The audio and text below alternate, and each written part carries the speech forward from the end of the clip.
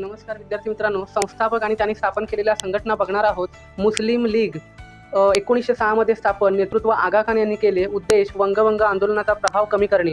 मित्रमेळा 1899 ला स्थापन. वि.दा. सावरकर व बाबाराव सावरकर यांनी स्थापन केली. स्वातंत्र्यप्राप्ती. उद्देश होता हितकरणी सभा 1924. डॉक्टर बाबासाहेब आंबेडकर यांनी स्थापन केली. दलितांचा उद्धार हे उद्दिष्ट होतं. प्रतिसरकार 1842. नाना पाटील, कांतीसिंह नाना पाटील. ब्रिटिशांची हकालपट्टी करणे हा उद्देश. आझाद हिंद सेना 1942 ला स्थापन. रासबिहारी बोस यांचे नेतृत्व. स्वातंत्र्यप्राप्ती. उद्देश होता एशियाटिक सोसायटी 1874. विल्यम जोन्स नेतृत्व.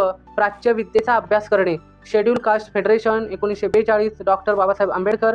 राजकीय कार्य बहुजनांसाठी हा उद्देश. नेतृत्व आणि चळवळ करार. India act 1784. विल्यम पिट कंपनीच्या कारभारावर नियंत्रण हा उद्देश. मोर्ले मिंटो रिफॉर्म 1909 चा उद्देश. मुस्लिमांना राखीव मतदारसंघ.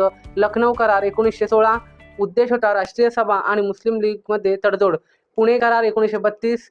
डॉक्टर बाबासाहेब आंबेडकर आणि गांधी यांच्यामध्ये झाला होता. दलितांना राखीव जागा. खिलाफत चळवळ 1916. मुस्लिम बांधवांसाठी तुर्कस्तानच्या सुलतानाला सोबत महायुद्धानंतर कठोर तह करण्यासाठी.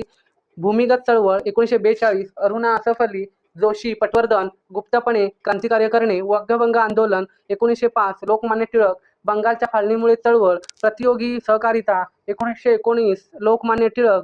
ब्रिटिश सरकार असहकार.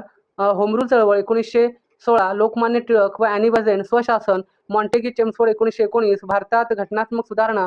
असहकार चळवळ 1920. महात्मा गांधी. स्वदेशी ब्रिटिशांशी सुधारणा. झेंडा सत्याग्रह 1923. शिरीष कुमार नागपूर. मुळशी सत्याग्रह 1924. सेनापती बापट. मोठ्या प्रमाणात विरोध शेतकऱ्यांसाठी. सविनय कायदेभंग 1930. महात्मा गांधी. कायदा चुकीचा व अन्यायकारक आहे.